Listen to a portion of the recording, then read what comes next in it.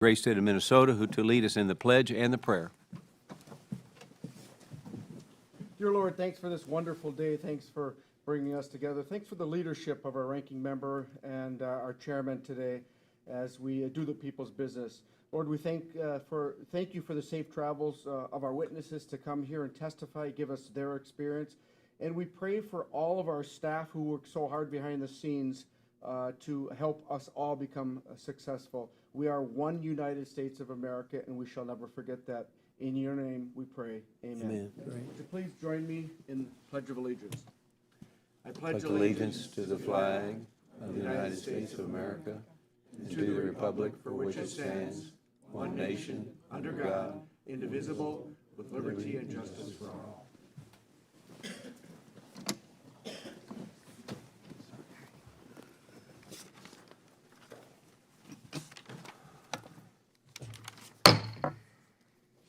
Okay, good morning to everyone, and I now call the Committee on Small Business to order. Without objection, the Chair is authorized to declare a recess of the committee at any time. I now recognize myself for my opening statement. Welcome to today's hearing, Fueling America's Future, How Investment Empowers Small Business Growth. I want to thank our witnesses for being here today. Many of you have traveled a long way to share your experience and perspectives, and we deeply value your time and your voice. When small business succeed, America succeeds. Small businesses excel when they have access to the capital needed for growth on terms that support them. Today's hearing will focus on the essential role of private capital and public-private partnerships in small business investment. Given the tightening of bank lending standards and the persistence of high interest rates from the Biden's disastrous economic policies, creating investment opportunities for small businesses is more valuable today than ever before. Thankfully, under the leadership of President Donald Trump, Main Street America is more hopeful than ever. President Trump is bringing back American manufacturing, cutting regulatory red tape, revitalizing small business, and supporting American investment. By prioritizing economic growth over the political agendas, we are unleashing capital back into the hands of job creators and innovators and filling a new era of prosperity that strengthens Main Street and empowers small business owners. Renewed optimism in America's next golden age is inspiring greater investment in small business, which drives entrepreneurship and American innovation. These private investment will fuel business growth, creating opportunities for strategic guidance, mentorship, and industry connections.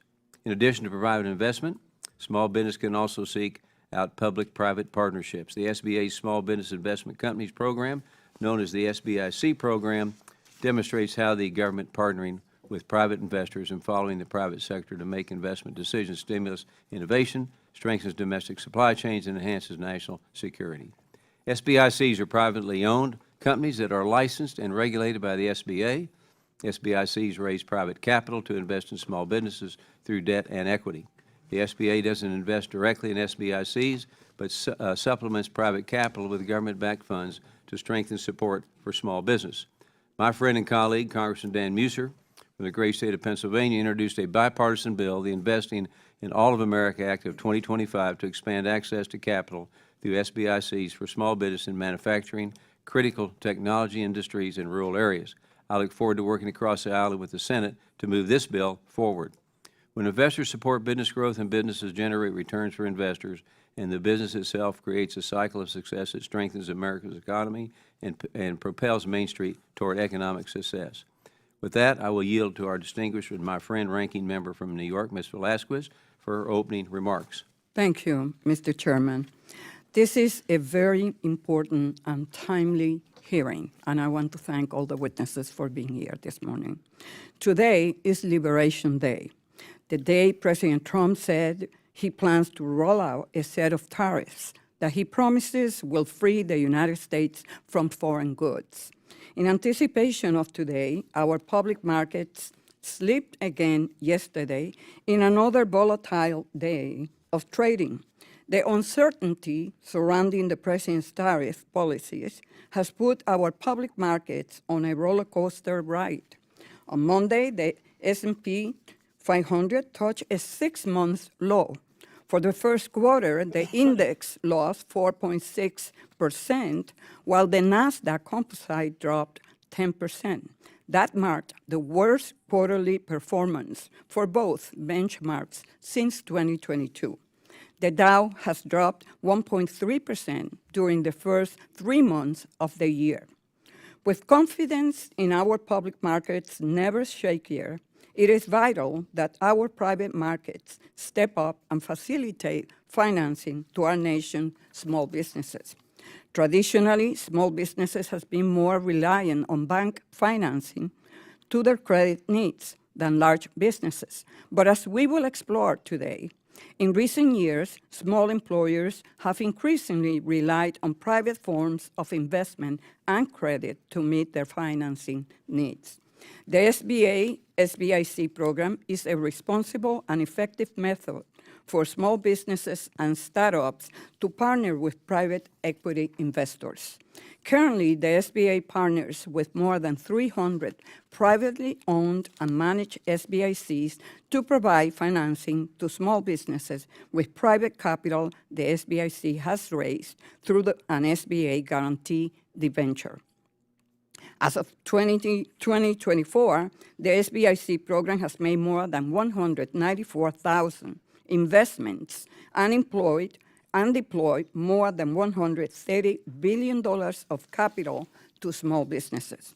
Under the Biden-Harris administration, the SBA created two new types of SBIC, the accrual and reinvestor SBIC, and made important updates to the program.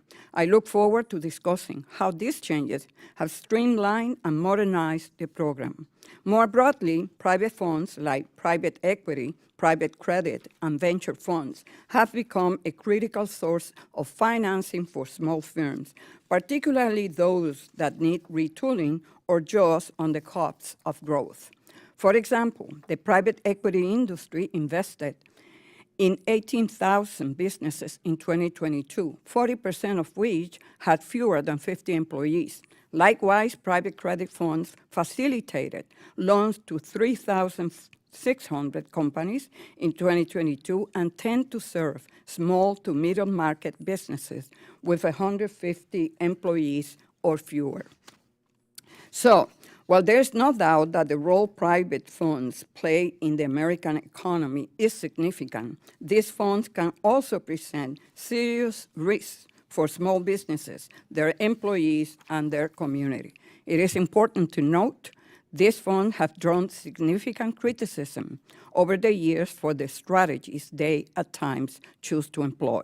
Unlike conventional bank loans, the research unfortunately demonstrates that women and minority-owned and small businesses outside a certain geographic area have less access to private funds than their counterparts. For example, Black and Hispanic female entrepreneurs received less than 1% of all venture capital investment in 2020. I look forward to exploring all these issues and more to ensure our private markets are appropriately regulated, transparent, and working for the long-term benefit of our small businesses and their employees, especially at a time when federal agencies are losing critical staff and funding. Thank you, Mr. Chairman. I yield back. Lady yields back, and I will now introduce our witnesses. Our first witness here with us today is Mr. Brett Palmer. Mr. Palmer has served as president of the Small Business Investor Alliance in Washington, D.C. since 2008. Prior to that, Mr. Palmer worked as the managing director of government relations at the National Association of Insurance Commissioners. Before joining the SBIA, Mr. Palmer also served as an assistant secretary for legislative affairs and deputy assistant secretary for trade legislation at the Department of Commerce. He served in several roles in the House, including as a policy aide to former Speaker Newt Gingrich. Mr. Palmer holds a Bachelor of Arts degree from Davidson College. And I want to thank you for being here today and taking time to let us hear your conversation with us. Our next witness here with us today is Bill Baumel. Bill has served as the managing director of the Ohio Innovation Fund in Columbus, Ohio since 2016.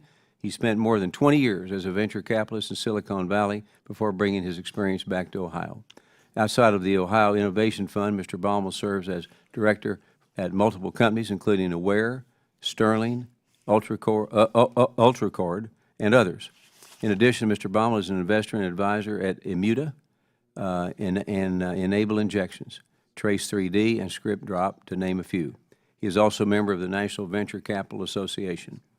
Mr. Baumel holds a Master of Business Administration from the University of Michigan and a Bachelor of Science in Accounting and Economics from Ohio State University. So who do you root for on Saturday? That's the question. So thanks for joining us today, and we look forward to our conversation, okay? And I now recognize the ranking member from New York, Ms. Velasquez, to briefly introduce our last witness. Thank you, Mr. Chairman. I would like to introduce and welcome Mr. Anthony Cimino to the committee. Mr. Cimino is Vice President and Head of Policy at Carta, a private markets infrastructure company that provides equity management and valuation services for more than 45,000 companies and fund administration services for 6,500 fund and fund vehicles.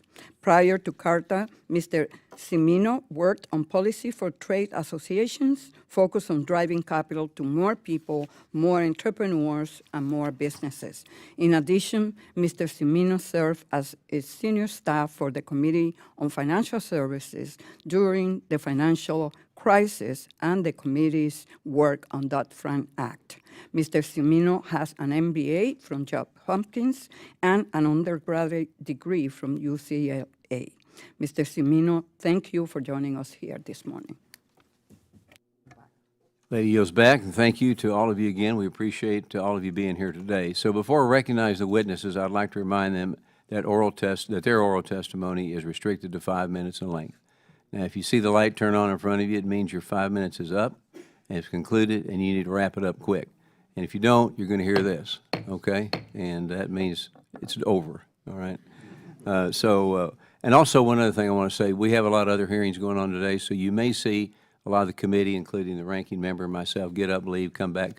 Has nothing to do with your testimony. It's just that we got a lot going on today. We have a markup. We have a markup. Financial services. We do, and that's a long thing to do. Right? If you'll keep it short, we'll get through quicker. We'll see. Okay. And I now recognize Mr. Brett Palmer for his 5-minute opening remarks. Good morning, Chairman Williams and Ranking Member Velasquez and members of the committee. Thank you for holding this hearing. My name is Brett Palmer. I'm president of the Small Business Investor Alliance, and our mission is to maintain a robust, healthy, and competitive market for small business investing right here in the United States. SBIA was formed in 1958 to represent small business investment companies, America's original venture capital and private equity funds. Prior to SBICs, the only source of equity capital for new or growing businesses were corporations and the 3 F's of capital access: family, fools, and friends. President Eisenhower knew we could do better than the 3 F's, and for our small businesses, he created the SBICs to kickstart a new private capital market that is now the envy of the world. It's hard to believe it, but it's true. The federal government created what we now call the venture capital industry with the establishment of the SBICs. And for nearly 70 years, SBICs have been a critical part of getting institutional capital to small businesses that are often overlooked by the biggest financial firms or in the most concentrated population areas. SBICs are an American success story, an example of successful public policy that aligns the power of private markets with the public interest of job creation and economic growth. While some small businesses don't want to grow, that's fine. But some small businesses do, and that's what we want to do, is we want to help them grow, because when they do grow, they need outside capital and they need outside experts to help them scale up, because sometimes it's called a valley of death from going from small to medium. The only way to be a successful SBIC is to find those smaller businesses and help them grow into bigger, better, more resilient businesses. Because SBICs are only able to make a profit by successfully growing the small businesses, they cannot cut their way to profitability. They have to grow it. There are icons of American industry, including Federal Express, Apple, Intel, Callaway Golf, and many others that have received SBIC capital when they were small and when they were young.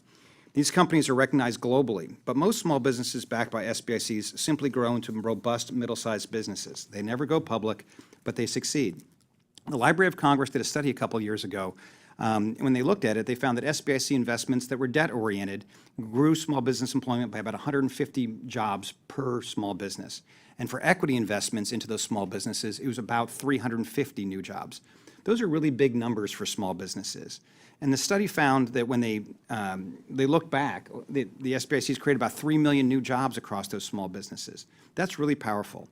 And while some of these small businesses are high-tech world changers that I mentioned, most are doing the services or manufacturing the products that are invisible on the national stage, but they make our economy robust and they make their communities stronger. For example, Builders Buyers Group in Representative Skolton's district, they help independent home builders lower costs by helping them buy products at scale to compete with national builders and get better pricing. Since the SBIC investment, revenue and earnings have increased by more than 125%. Another is Advanced Industries in Representative Alford's district. It's a small manufacturer of complex containers, some of which are used by DoD. Since their investment at the depth of pandemic, they have grown employment by over 16%, from Peachtree City to Oakland, to Mission, Kansas, to Hardinsburg, Kentucky, to Winona and Hayfield, Minnesota, to Odessa, Missouri, to Cornwall, Pennsylvania, and Appleton, Wisconsin. They're small businesses, and particularly small manufacturers, that are able to grow. To put it in the simplest terms, SBIC funds are private investment vehicles that pool capital from institutional investors like pension funds and endowments, and then they use SBA leverage to invest in those small businesses. So the private capital leads, and the SBA leverage follows and amplifies.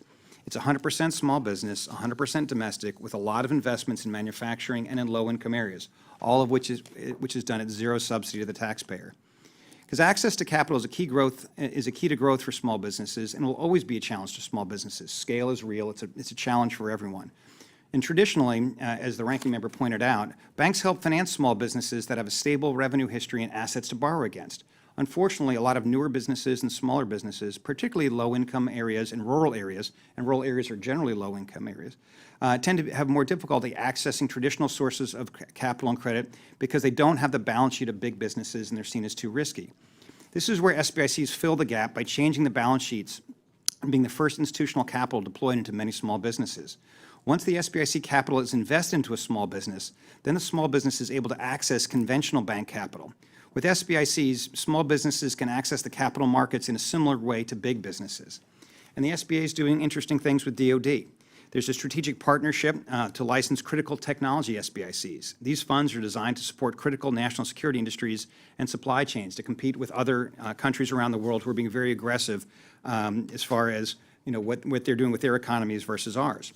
And demand for SBIC capital is such that SBICs are looking at 400 to 500 individual small businesses before they invest in a single one. The demand for the capital is real, and it's there. And there are about 100 new SBICs forming, representing about $20 billion new in small business investment that's going to help fill this ongoing gap. This market has grown dramatically for private credit, private equity, venture and venture lending. And I thank the committee for having this hearing, and I'll be happy to answer any questions that you may have.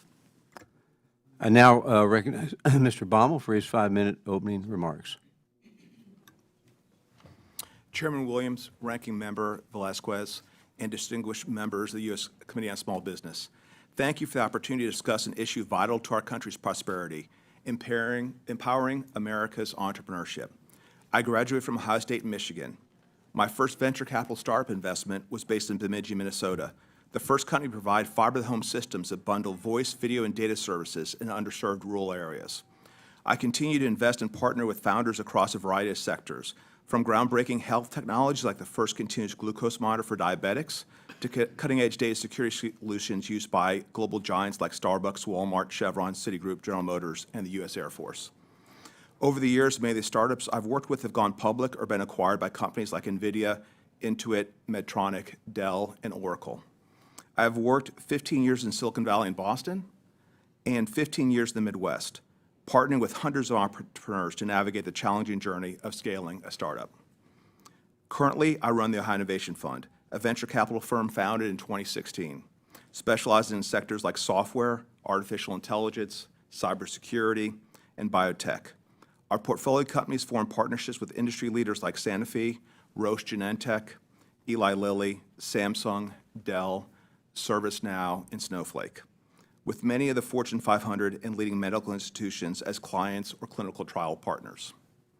At Ohio Innovation Fund, we provide the real-world experience and market insights that startups need to succeed, offering guidance on business strategy, product development, financing, and team building.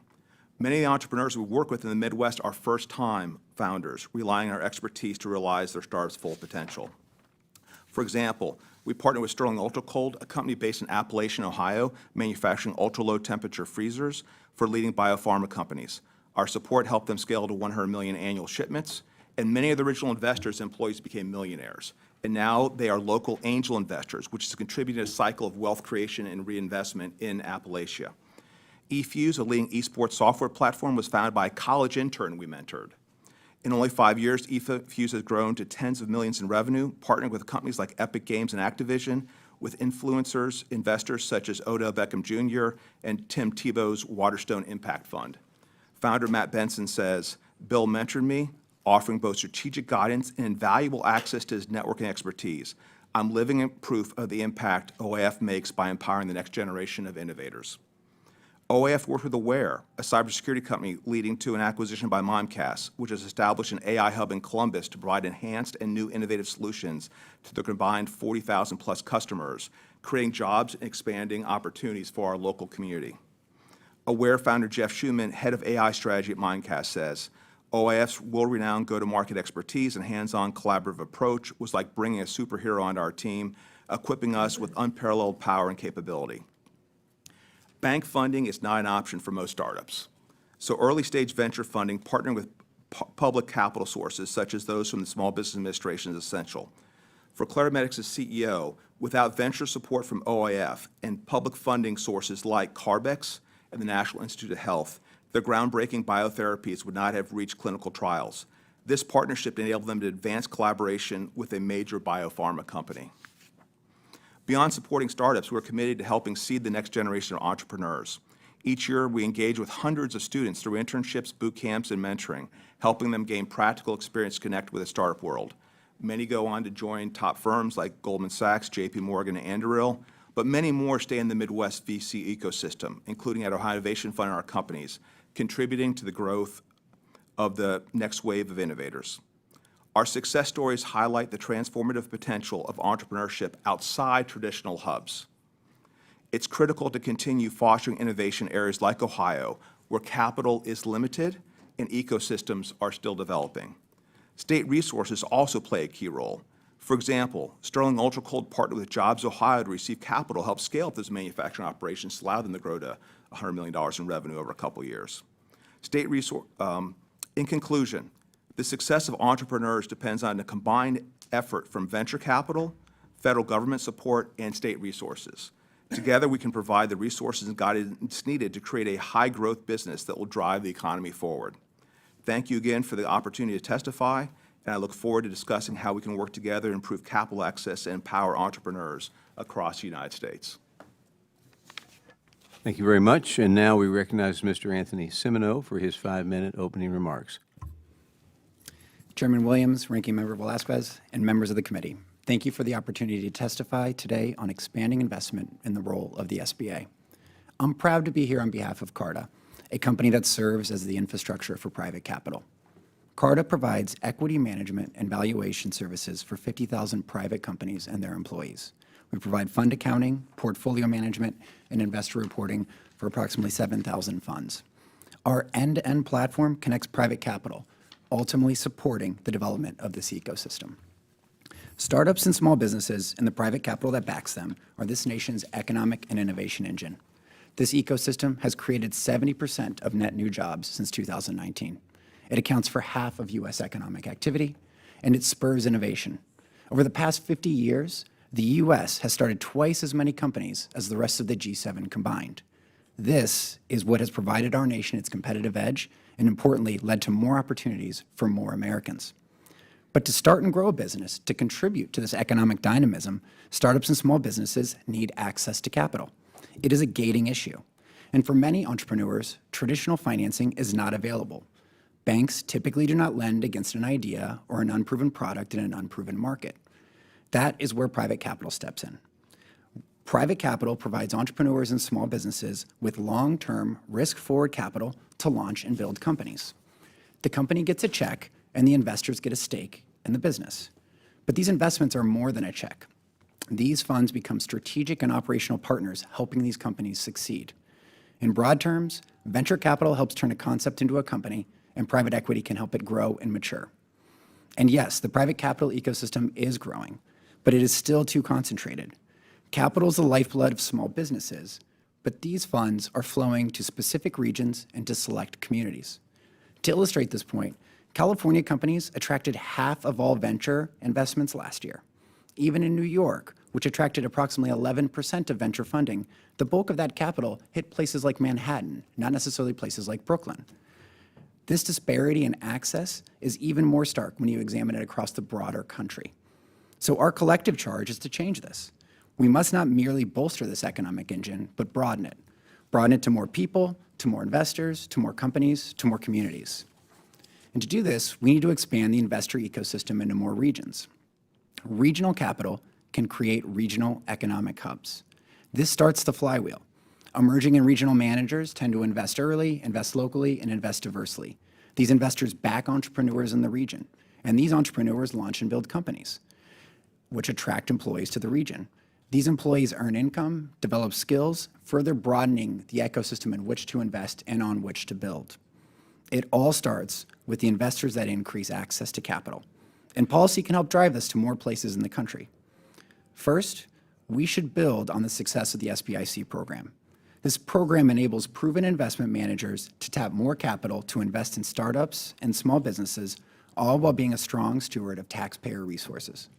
The SBIC's recent enhancements to allow accrual debenture and reinvestor offerings will align more with venture-focused funds and put more money into the ecosystem. SBICs are making a difference, and we support ensuring the SBIC has the operational capacity to support this program and even more stakeholders to engage with it. Second, we should continue to improve the SBIC program. The Bipartisan Investing in All of America Act does just that. This legislation incentivizes capital deployment to overlooked and underserved rural areas and into the national security sector.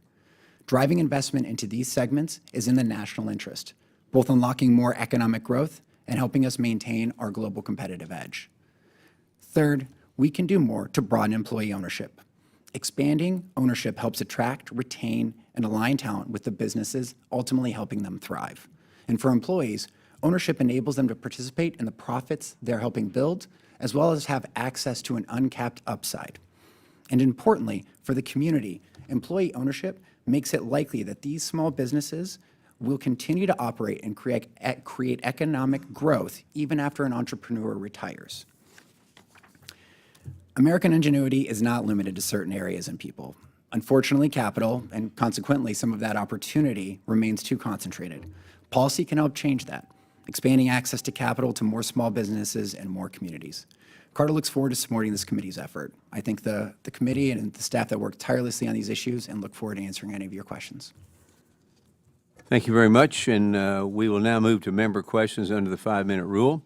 I recognize myself for 5 minutes. Mr. Palmer, strengthening domestic manufacturing and investing in critical technologies are the key to enhancing economic competitiveness and national security. However, small businesses, especially those in rural communities, often struggle to access the funds needed to scale innovative manufacturing operations. President Trump and SBA Administrator Loeffler have taken immediate action to return manufacturing to America. Through SBA's Putting American Manufacturing First initiative, small businesses are put in the driver's seat of the resurgence. Infusing investments and other support into small business manufacturers will bring the golden age of America to us. Small business investment companies play a critical role in investing in areas and industries that have fewer investment opportunities. So, Mr. Palmer, can you speak to how SBIC investments support the revitalization of American manufacturing and rural communities? Sure. Manufacturing is important. It's important nationally. It's important to SBICs. It's important to our national security. It's important to our economy. Our manufacturing base has to constantly be reinvented. We have new manufacturers need to be created, but we also need to take the manufacturing base that we have and take it to the next level with new technologies, new efficiencies, new markets, and that's done commonly through SBICs. SBICs invest in old metal benders and reinvent them. And take them to the next level. SBIC investments fail very rarely. They overwhelmingly succeed. And that manufacturing is a key part of that. The Department of Defense partnership with the SBA is a really good idea. It's long overdue. I'm surprised we didn't come up with this 30 years ago.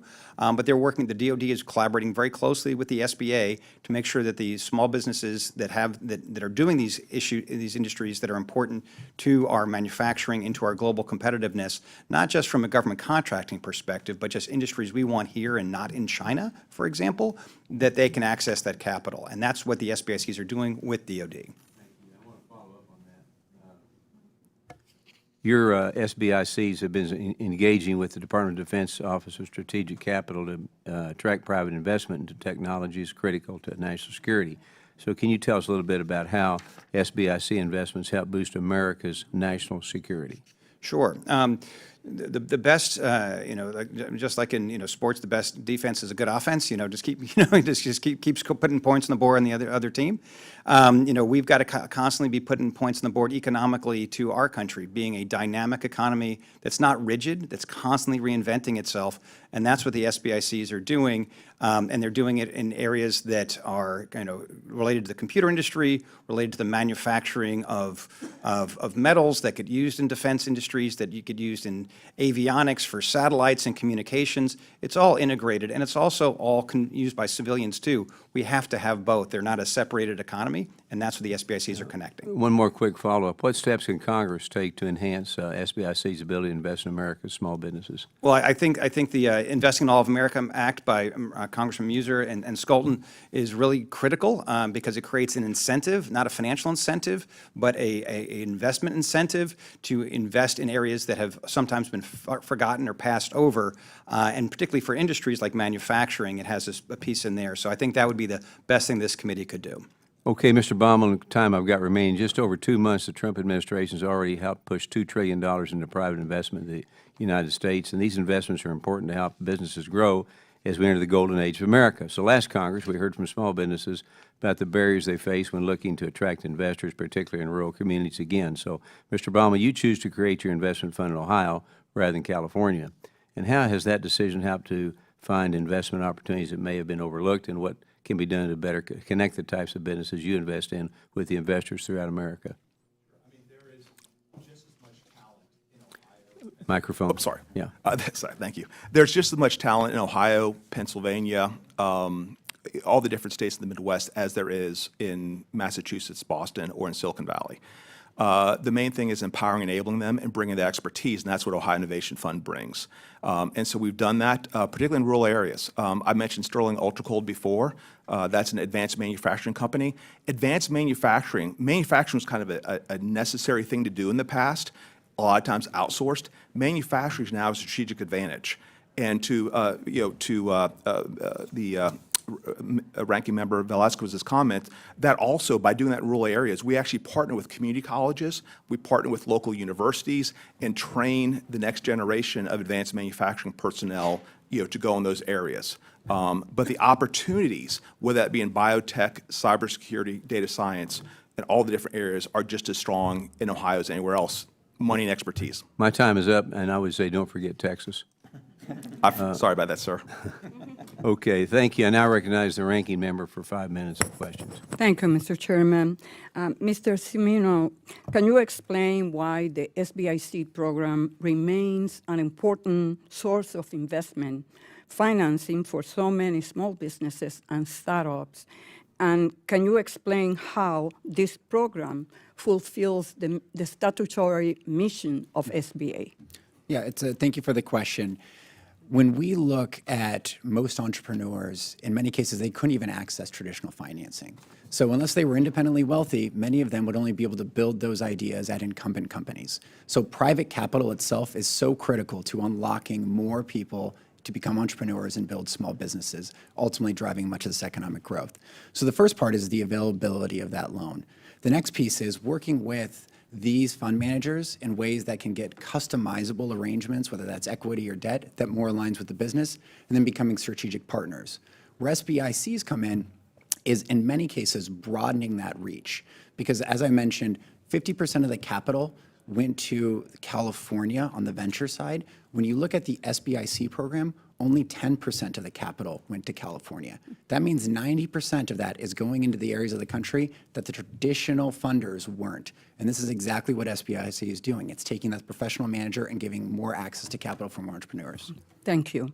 Mr. Baumel, I heard you mentioning the investment that have been made through the SBICs in places like Kentucky, Michigan, Pennsylvania, Minnesota, I didn't hear even New York or Brooklyn. As a New Was Yorker, that a slip?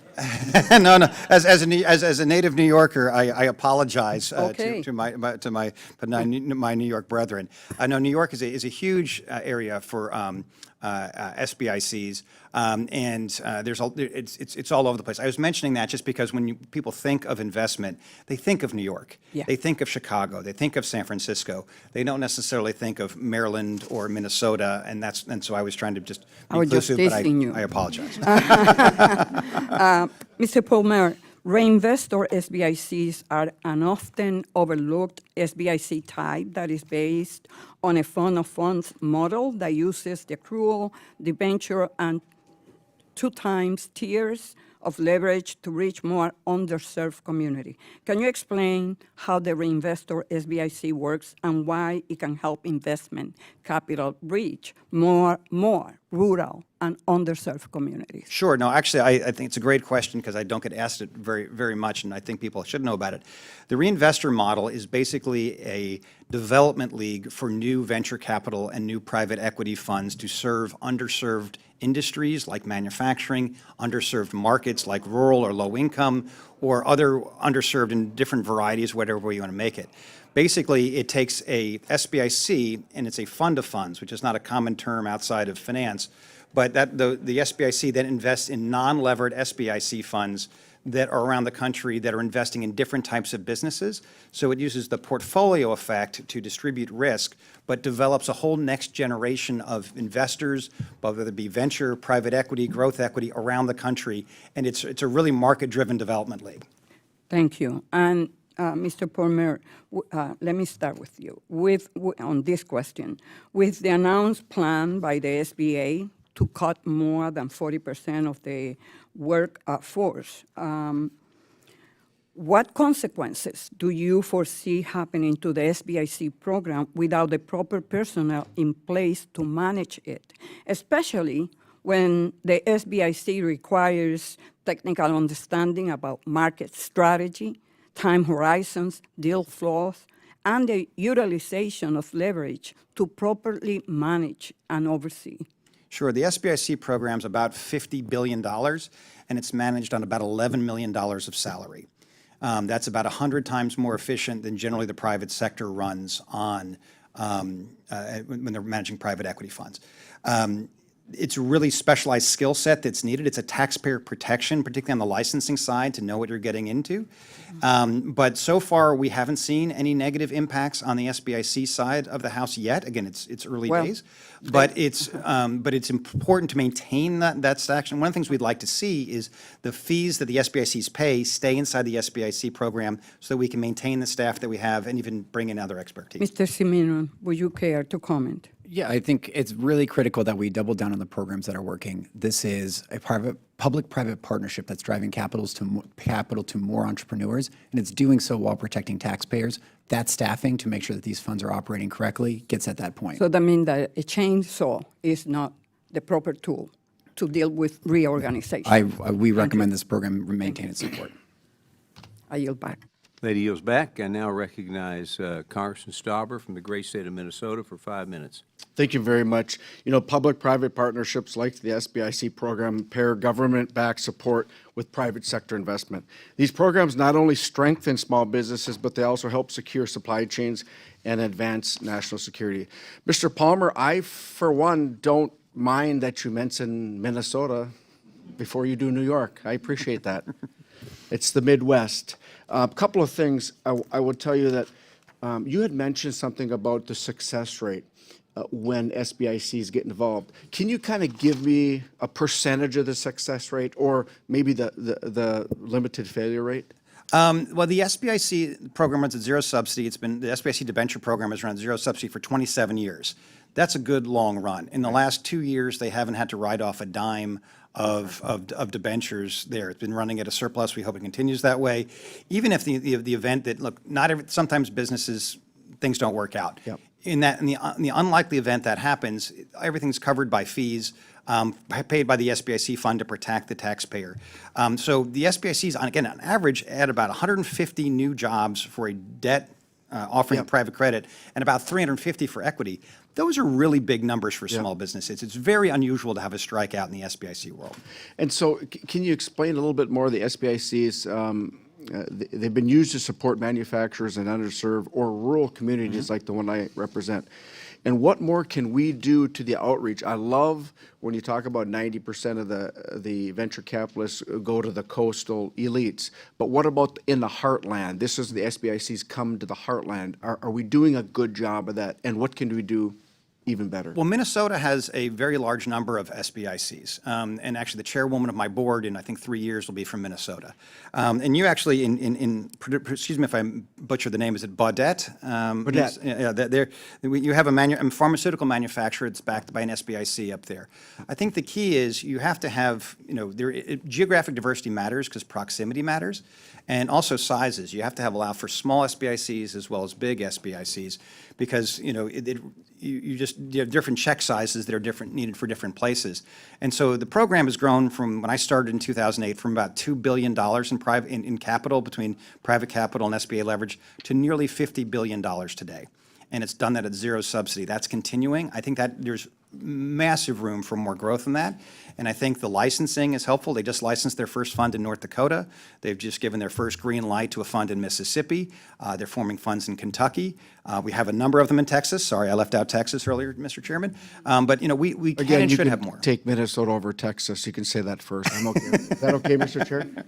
Whatever you say. So this is really good news. So this is, as a small business committee, this is where we need to invest more of, as the gentleman, Mr. Cimino said, we need to invest where things are working and reduce the investment where they're not, the return on the investment isn't This is working. Mr. Baumel, what advantages have you seen in investing in businesses outside the traditional coastal hubs? And what more can be done to connect investors with small businesses in regions like your Central Ohio or my Northern Minnesota? Yeah. As I mentioned, my first investment was in Bemidji, Minnesota, Optical Solutions. Yeah. Since then, both coasts, I said in Ohio. In terms of, the Midwest, the work ethic is absolutely strong. The passion is very Could you strong. repeat that? The work ethic is very, very strong. Thank you. There's a I agree Midwest with work you. ethic and a Texas work ethic. Good one. He covered you. He covered you, Mr. Chair. And there's a passion. Our founders not think about, in data science, what might be an interesting algorithm to write. They're running a real world problems. We have a person in the CASE MD PhD program that says these binders of clinical studies are crazy. And trying to find them and where they are and compliance sign-offs, someone forgot, and doing multi-trial sites. Well, let's automate all this and have a nice workflow so the entrepreneurs are very passionate and they really believe in what they do. And the people don't switch. The grass isn't always greener. The people that join Midwestern startups stay and see it through. They have fortitude. They make it happen. I'm sure it's the same way in Texas. They make it happen. They're not looking for, this could be better, or this is a little bit more attractive, my options here, my options there. I will tell you, to your previous question, is we do get some people that are SBIC backed that co-invest with us, but not enough. And if in terms of doing that, though, if the regulation and compliance is reasonable, I think that will be key because I can't hire. I mean, I'm operating under hundreds of thousands of dollars in fees, which isn't much to cover staff as 6 and everything else. I can't hire a whole compliance department, and I can't go through a whole ton of regulation. It has to be reasonable. I like that, reasonable regulations. Mr. Chair, and I yield back. Gentleman yields back. I now recognize Mr. McGarvey from the great state of Kentucky for 5 minutes. Thank you, Mr. Chairman. Appreciate everybody being here today. I think we're at a fork in the road right now in our country, and we have a choice to make between tearing down or completely tearing apart these federal programs that have supported entrepreneurs and innovation for the last half century, or continuing to invest in these partnerships that have made the U.S. a leader in innovation because we want to stay a leader in innovation. Just this morning, there's an interesting, if angering and thought-provoking piece by Thomas Friedman in the New York Times about what is the future of American innovation. So I think it's really important we're talking about this today. And I think we can look at some of the successes we've had. With the Defense Advanced Research Projects Agency, commonly known as DARPA, housed in the Department of Defense, not only did we gain a technological advantage on the battlefield, it enabled us to have things like GPS. It enabled us to have great technologies. The internet came out of DARPA that not only did we use for defense, but have applications in all of our lives, private and in the business community.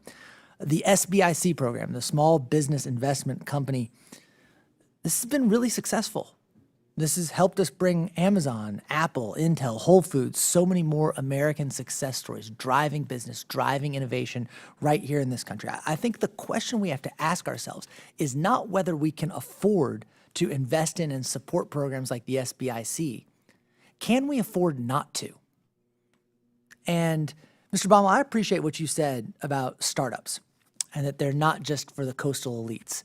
Now, you guys neglected to mention a Kentucky work ethic when you talked about these things, but you also went to Ohio State and Michigan, so I don't know if you can be completely trusted, but I think you are 100% correct that we must remember the heartland and not just Silicon Valley and Wall Street when looking for the next investment opportunity to invest in that next unicorn, to invest in that next business, which is going to do incredible and great things in our country. So I'll start with you, Mr. Baumel. What growth opportunities does the middle part of the country present, and how can we encourage more investors to follow your path and to invest in small businesses and startups outside of Silicon Valley? Going back to Silicon Valley, everything started with Fairchild Semiconductor. And from there, Intel spun out, Kleiner Perkins spun out, all these things spun out. Very early on in the Midwest, in Ohio, Kentucky, and other areas, there is a huge risk for entrepreneurs to start a business if there isn't reasonable access to capital. There's a huge risk for someone to leave Procter & Gamble or Nationwide Insurance and join a startup if that startup, 80% of the time might not work out. Where do I go next? Do I try and reapply to Nationwide? So, programs that allow additional funding to come in and maybe incent people like myself. They call us boomerangs. That I was out in Silicon Valley. I've been in Boston. I've come back to do this in the heartland. We need to incent and more seasoned venture capitalists who are willing to set up shop and willing to mentor and willing to train and willing to hire. And I know, in Cincinnati, we have a number of companies, Enable Injections, that, is likely, it's not, that likely will be a unicorn type exit, providing, kind of on-body drug delivery, at home versus an IV in a clinic. Northern Kentucky, I know that a lady just set up a kind of biotech area there, and there's a lot of biotech activity happening right across, the Ohio River. But we need that capital. We need, there's myself and a few other people in Ohio. There's not much. As far as experience, there's not much. So we need more, this type of program to say, okay, we want to incent, we want to enable, we want to be somewhat user-friendly, and with the people that we're trying to incent and give capital to through the SBA programs to come and set up the venture fund and work with all of them, not make it a headache. Yeah, I appreciate that. And this, Mr. Cimino, sure. Just on that, I agree with everything, and we've talked about this. That first check, distance really matters. Capital is mobile, but proximity matters, and there is actually a very significant body of research about how much distance matters. But it's also about building that flywheel, which I think you've done, because what we've also seen is that a startup with the same positioning in a generic town versus that in SF has a 277% chance more likelihood that that startup grows and has an exit. And the reason that is because of talent. And so you not only need that first check, you need those SBICs and those investors continuing to build that infrastructure around it. Otherwise, as soon as that startup or small business starts growing, they are encouraged to move back to where those infrastructures exist. So it is a comprehensive problem that needs to be solved. That first check is so critical, but then it's to your point, how do we keep more investment going there? Thank you so much. And I think this partnership is so important to innovation, to growth in American business. And if we're not doing it, other places are. Mr. Chairman, I yield back. Gentleman yields back. I now recognize Mr. Muser from the great state of Pennsylvania for 5 minutes. Thank you very much, Mr. Chairman, and thanks to our witnesses. Certainly a big fan of the SBIC, as we really all should be. We're very happy SBA Administrator Kelly Loeffler and the Trump administration are going to be focused like a laser beam on fueling small business. because small business has not had a good 4 years.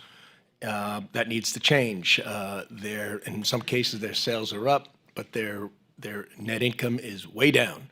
And that shows in the type of tax revenue that's coming in, because tax revenue comes from profitability, and small business tax revenue is way down. You can't argue with those numbers, but we're going to work on changing that. So the SBIC plays a big role here, and it's been very, very successful.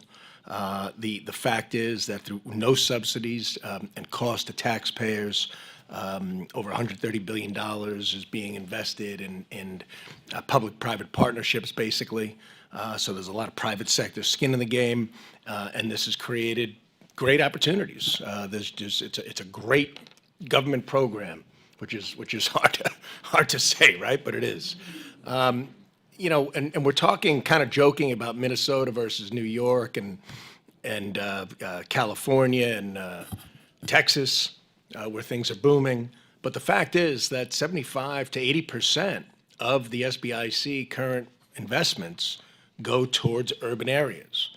And that's primarily why, Mr. Palmer, you're well aware, and I think all of you are, that we have, that I'm introducing the Investing in All of America Act to expand beyond the cap level of 175 billion, to increase it by about 125 billion, strictly towards, or 175 million, strictly towards 125 billion wouldn't be bad too either. Towards rural investments. That's where it's designated. So it's on top of what's currently allocated, focused on manufacturing and critical technology sectors. So, Mr. Palmer, what do you think of that? How has the SBI programs been successful in their current operation, and how will the Investing in All America Act help enhance investments in Pennsylvania and in some of the more rural areas of our great nation? I think if we get this legislation through and becomes law, I think you will see every SBIC, or nearly every SBIC, dedicate their business development teams to finding small businesses in those areas, because it is a meaningful cap that they have now and that they will continue to have. But it is, if you invest in manufacturing or if you invest in a rural area, and frankly, most new manufacturing is going to be in rural areas because of taxes, regulations, just where can you afford to buy the land to build a really big, building to put this stuff in. I think you'll see a meaningful pivot for a lot of those business development folks to get out of where they normally are and spread their deal sourcing and small business opportunity seeking to those areas, both industry-wise as well as geographically. Mr. Baumel, do you agree? Do you think we need to expand this great lending service where there's a 2-to-1 match from the SBA to the private lenders, SBIC regulated lenders? Anything that brings more capital to partner with the expertise and incents the expertise to be in the heartland, the better. That is about what I think on that. All right, well, that sums it up. I like that. Do you agree, Mr. Cimino? Cimino, I do. We support the bill, and I would just say, coupling that with some of the recent refinements we've seen from the SBIC, a la like the fund-to-fund structures, it's going to, I think, do an even better job of finding additional avenues to drive investment into rural areas and broaden this ecosystem. Great. Would you encourage everyone on this committee, perhaps throughout Congress, to be supportive of this all-important bill? I think that's a great idea. All right, great. Thank you. Mr.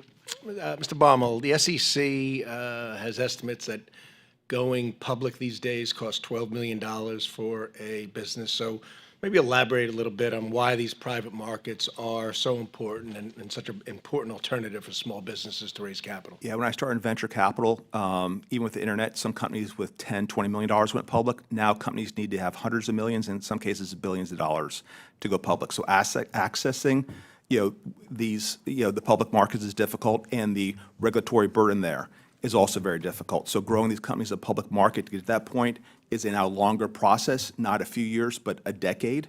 And therefore, that relationship is needed, and the capital is needed and expertise is needed to get them there. Thank you all very much, and please keep up the great work. Gentleman yields back. I now recognize Mr. Cisneros of the great state of California for 5 minutes. Thank you, Mr. Chairman. And look, No offense to our witnesses here today. Thank you for being here. Thank you for taking time out of your schedules to be here today. But we really need to have somebody from the SBA administrator, whether the administrator or other staff here, to be here to answer these questions, to talk about what the theme of this hearing is.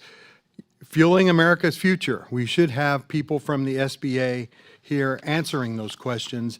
And if I call on the chairman and the committee to bring in the SBA administrator, bring in SBA staff to start answering these questions. And if the SBA administrator were here today, I would have the following questions for her.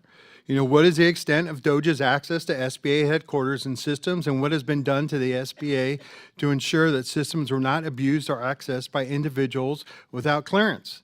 What specific offices of our departments within the SBA are affected by the announced 43% reduction of the workforce? And how is that going to affect SBICs?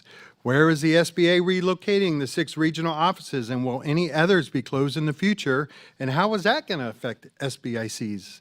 You know, how are appropriated funds being used or not used with the SBA undergoing such drastic changes that Congress has not authorized? And what is the SBA's plan to handle 1.7 trillion student loan portfolio with less staff and staff not trained to work with such a complex student loan system?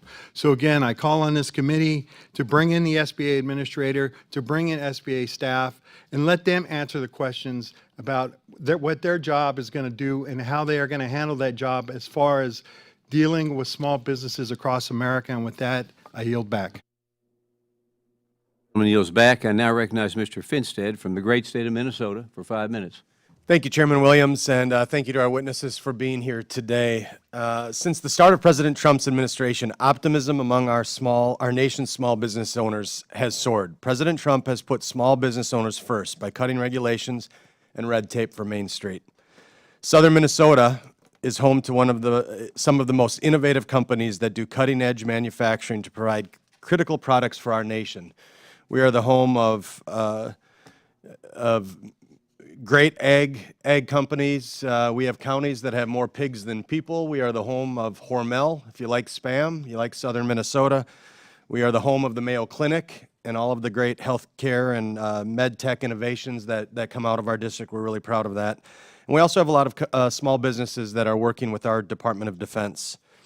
Small businesses are the backbone of our economy in Minnesota, and we have the opportunity to craft meaningful policies to encourage investments in these businesses that produce critical goods for our nation's security, while providing stable, high-paying jobs in our communities. So with that being said, I want to talk to Mr. Baumel. Throughout your career working in numerous states, including Minnesota, I'm happy to hear you spend some time in Bemidji, I'm sure you have worked with numerous companies that touch rural America. And as I travel around my district and around the country, specifically in rural America, you hear a lot of the same themes of, access to capital, the lack thereof. Venture capital looks at rural America as a flyover area. And so I want to talk to you a little bit about that. So with your fund, are you more likely to engage with entrepreneurs in rural communities located in middle America rather than companies located on the coast, and why is that? Our fund does not invest on the coast to any degree, less than probably 5% of capital. So we're all within the heartland, I'll call it. Within the heartland, probably about 25 to 30% of our investments are in rural America, such as Sterling Ultra Cold in Athens, Ohio, and those sorts of things. As I mentioned previously, what we found is the entrepreneurs in those areas run into real problems, and they want to solve those. And so they create companies to do that, but they have no idea how to scale that up. The hiring, the product roadmap, the strategic partnerships, the marketing, the sales, the go-to-market, the fundraising, how to navigate SBIC, how to navigate, eventually as you become larger and profitable, bank lending, additional venture rounds. And but these entrepreneurs are also very hardworking and fortitude, but they're also very reasonable. So we have reasonable terms. We form a true partnership where everyone has equity. We have equity. They have equity. We all work together, and we're just taking a pie and trying to make it as big as possible for everyone. And what I found is when you do that, whether that's in Bemidji, within Minnesota, whether that's in Athens, Ohio, as I mentioned earlier, when there is that initial success, they catch the startup bug too. All the people, it's not just the founders, the people that work there, the people in engineering, the people in marketing, the people everywhere catch that startup bug, and they want to continue to do that. And so then they form more startups, and then, and the people that made a nice return then invest as angel investors in startups. It's kind of a cycle like that. And so I found it a very great place for innovation. It's also less competitive and less crazy. It's, keeping people focused is a lot easier in Athens and Columbus and Bemidji, Minnesota than it is in Silicon Valley. Keeping them focused on the mission, making it happen, getting success. So our returns, I mean, we're, like Sterling Ultracold, we sold the company for, let's say, anywhere from $200, $400 million because it's for stock, on $10 million of investment. And like I said, now there's 40 angel investors out there in Athens investing some of those proceeds in the next start that wants to, succeed and such. I appreciate those comments, and what I hear there is the investments and the partnerships with innovation and entrepreneurs in our rural communities really are a great opportunity not only to create jobs and wealth and security for our rural communities, but also future opportunities of investments and catching that entrepreneurial bug that you talked about. That's great to hear. So our colleagues across the aisle, have called for, demanding the SBA and government to come in front of us and talk to us about more government. I'm so happy that the chairman has chose to bring real people that are doing real things for our communities to come in front of us today. And so with that being said, lastly, I just want to know, Mr. Baumel, in your view and the experiences that you have on Main Street America, what can we do in Congress and on this committee to drive economic growth in rural America? I think, as I said earlier, capital and less, less regulatory, tape around it and less barriers to that, and then partnering with the expertise, the venture capitalists, the people with experience in those areas to then deploy that and help these companies grow and keep that cycle going. Appreciate those comments. I yield back. Gentleman yields back. I now recognize Mr. Olszewski from the great state of Maryland for 5 minutes. Thank you very much, Mr. Chairman, and thank you to all of our witnesses for your time today. I'm going to actually pick up, I was not planning on doing this, picking up on my colleagues' comments as we talk about the importance of the private sector, but also government. And I'll just open with a question of, for all of you, I mean, there is value in partnership. I mean, we certainly believe in the private sector, but there certainly is power and promise in having the government done right partner with the private sector. Is that something we can all agree to? Yes. Okay, very good. So, Mr. Chairman, I just want to say, we certainly are grateful for the ways in which you are bringing in folks who are real people leading the work out there. But I actually think that these conversations would be even more robust if we also had the leadership of SBA alongside these leaders doing the work. So, gentlemen, thank you for being here for the work you're leading. But I'll just reinforce the point of my colleague that I think this is done best when we actually have those conversations together and collaboratively. I wanted to pick up a little bit on, Mr. Cimino, some of the comments you were talking about and this access to capital idea. I was struck by a recent statistic that says that private credit firms that are at least 50% women or minority-owned hold a combined total of less than 2% of $1.6 trillion of private credit assets under management. Now, those numbers are slightly higher in private equity at just over 3% and 6% in venture capital. I'm just curious what you think those statistics say about the state of these industries or the small businesses in which they're investing. Well, I think it's pretty clear that we've not done enough to drive more capital into the hands of these entrepreneurs. And I think that's what this committee's focused on broadening access into not only the overlooked communities, but I would say untapped. There's a huge amount of ingenuity and talent in these communities and among these segments. And so how do we actually get capital in their hands and help them build? We think about doing that through lowering barriers to entry and supporting more and more emerging managers that can be in these regions, in these communities, helping not only drive capital, but partnering to broaden it and help them grow.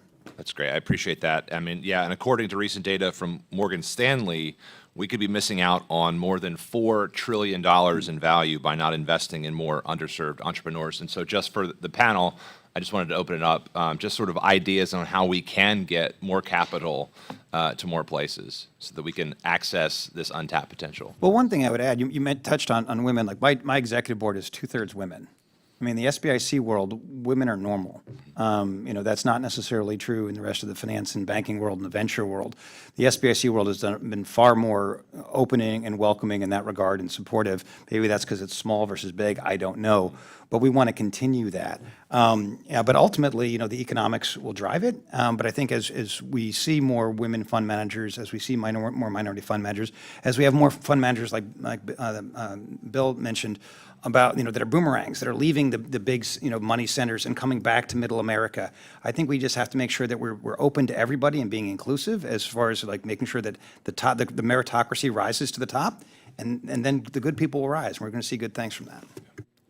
I would like to add, for example, the National Venture Capital Association has something called the kind of the Forward program, which is looking at those that typically haven't been represented as much in venture capital and entrepreneurship. And actually, myself and one of my colleagues, Faith Voinovich, were one of the initial mentors of that program. So there are programs like that being done within the venture capital community because it's more of a craft. So, mentor, teach and all that, and open up that access, which can come across demographics you mentioned, but also, geographics in the Midwest. Yeah. Well, we certainly welcome the chance to work with you to bring more investment to Maryland as well. Again, thank you all for your time and your feedback today. Mr. Chairman, with that, I'll yield back. Gentleman yields back. I now recognize Mr. Downing from the great state of Montana for 5 minutes. Mr. Chairman, thank you, and thank you to our witnesses for providing these testimonies. I represent Montana's 2nd Congressional District. It's one of the least populated areas of the country, about 7.6 people per square mile. And another fun stat is we've got more than twice as many cows as people. You get a lot of windshield time driving around my district, but the issues are a lot of these population centers are far apart. Far apart and isolated from a lot of these communities, and so it's hard. Having access to economic hubs, having access to capital can be difficult for small businesses and for farms and ranches. I believe we need to pay more attention to these rural capital access challenges. That's why I introduced the Expanding Access to Capital for Rural Job Creators Act earlier this year. This legislation requires the Securities and Exchange Commission's Office of the Advocate for Small Business Capital Formation to report on capital access issues faced by rural small businesses. So I'm going to start, Mr. Palmer. Do you believe the federal government, particularly under the Biden administration, has paid adequate attention to the difficulties that rural small businesses face in securing capital? I don't think anyone has provided adequate attention to rural America. Because part of it is because there are fewer people, and it just doesn't get media coverage. I mean, I remember I was in New Orleans after Hurricane Katrina, and New Orleans got all the coverage, and people skipped over just what happened to Mississippi, which was just as bad or worse, because when you can't see people crying. And I think rural America has suffered from that for a long period of time. I think this hearing has been fantastic and helped highlighting that. But I do think the SEC looking at that and the Small Business Advocate makes a lot of sense. I want to take a look at your legislation. I think the Muser bill helps in that regard. But there are definitely unique challenges that rural America has, whether it be broadband, whether it be infrastructure for manufacturing as far as rail lines and highway lines, employee base. There are unique challenges, but I think this is where informed public policy can help develop that. But, I think we have to be deliberate in helping rural America. It's just not going to happen magically. Can you provide any insight into what role SBICs can play in supporting small businesses in less populated, less dense areas? Sure. I think one of the things that states like, because Montana and Wyoming have had, and Alaska have had very few, Hawaii is another, have had very few SBIC investments. They've had a handful, but not nearly enough. I think part of that is, and this is something Bill touched on, is the cost of forming an SBIC can run north of $500,000 to form one. And if you need smaller funds in smaller markets. It'd be great if someone had a multi-billion-dollar platform in Bozeman, and like to hike in the Bob Marshall Wilderness, one of my favorite places in the world. But you need smaller funds for these smaller markets that can write smaller checks for the transactions that these small businesses need. And I think that not losing sight of the smaller funds is important because they can serve places like Nevada and Wyoming, and that's what we need. We need some more smaller funds, not just big. And so how do you see, or what specific advantages do you think SBICs have to provide for rural small businesses than traditional bank lending and government-issued loans? Well, I think they do two things. One, they're a capital amplifier. So the private sector leads. It's not the government saying you shall invest this way, because it's generally not going to work. The private sector sees the opportunity, they put their money where their mouth is themselves first, and then the SBA amplifies it with the SBIC. I think that's really helpful. I think having more of these SBICs in smaller markets will be helpful, but to do that, they need to allow more smaller funds to get formed, because for a long time, they wouldn't license anyone who hadn't raised at least $25 or $30 million in a 2-to-1, that's a $90 million fund. Look, every small business would love a $10 million check. Some of them need $1 million check or a $500,000 check. And so we've got to make sure the program scales down to these smaller markets to make sure that they can be developed markets too. So in my district, we don't have any registered SBICs. What are some ways that we can expand participation and access to these programs? I think from Montana and Wyoming too, which is one of your neighbors who faces a similar challenge, I think bringing the banks together is the first start, because the bank up until Gramm-Leach-Bliley, most banks actually had an SBIC internally, because banks aren't allowed to take equity positions in small businesses that they weren't allowed to under Glass-Steagall. That changed with Gramm-Leach-Bliley, but SBICs used to have an internal one, so they could take some of their capital and do equity investments, the likes of which banks can't normally do. But banks are allowed to invest in SBICs, and so if we get the regional banks and also RBICs, Rural Business Investment Companies, which are done by USDA, which are our members, I think if we can get them together, I think I'd be happy to talk to you offline. I hear the tapping of the gavel. I've run out of time. Thank you Yes, very much. I'd be happy to talk more. Mr. Chair, I yield. Gentleman yields back. I now recognize Mr. Tran for great state of California for 5 minutes. Thank you, Mr. Chairman. Mr. Palmer, in December of 2022, the Biden administration launched the Small Business Investment Company Critical Technology Initiative. This is a joint initiative between the SBA and Defense Department that utilizes the SBIC program to strengthen U.S. national security by attracting and scaling public-private investment into the DoD critical technology areas. First, are you supportive of the initiative? Very. And if so, can you explain why SBICs are appropriately positioned to further this initiative? Well, a couple reasons. One, SBICs are market-driven, and so it's not just subsidy and pumping things up. It's looking for genuine opportunities that can sustain themselves. They're geographically dispersed, where not everything else is, and they're regulated in a way that can limit foreign investors, as DoD I think sometimes needs, because one of the things that does happen is one of the ways you can do industrial spycraft if you're a hostile foreign power is you have your folks invest in venture funds or private equity funds, and you see what technologies are working, which ones aren't.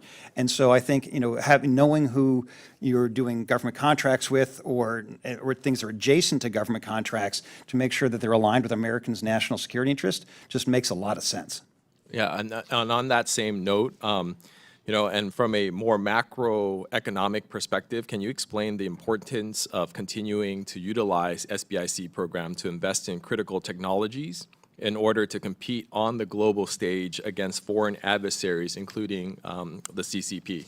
Yeah, I think we need to compete with everyone, but particularly these other countries are actively supporting their companies with subsidies, with industrial espionage, with all sorts of other things. We don't need to do the underhanded stuff. We just need to do the smart stuff. And the smart stuff is making sure we're putting our money where our mouth is, making sure we're supporting investing in American manufacturing, in industries that we want here that may not be manufacturing. And these aren't all government contractors. There are certain industries like AI that we need here. And I think, Bill touched on supercooling. Like these computers, you got to keep them cold, for a high-speed, transaction in certain cases. And so some of that technology and some of those research that has been done by the Department of Defense that the U.S. taxpayers already paid for, let's make sure that technology is being used for American companies to do those things, because it's already there. Let's get it in the right hands of the right Americans to make use of it. Thank you. And, Mr. Cimino, similar question. Are you supportive of this initiative, and how do you recommend we engage further scale-up investments in critical technology, both in terms of the SBIC program and more broadly? Yes, we do support the program and the expansion of it. This is, to, I think, your last point, this is how we actually win as a country, is continuing to double down on what works.